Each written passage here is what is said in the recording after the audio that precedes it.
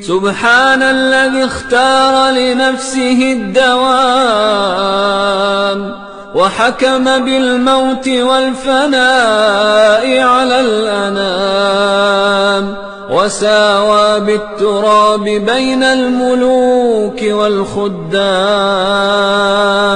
سبحان من عزيز لا يضام وملك لا يرام وقوي لا يعجزه الانتقام.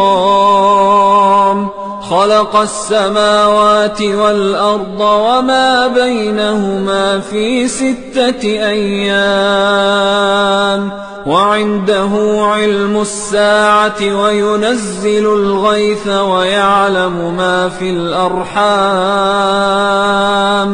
ذلكم الله ربكم لا إله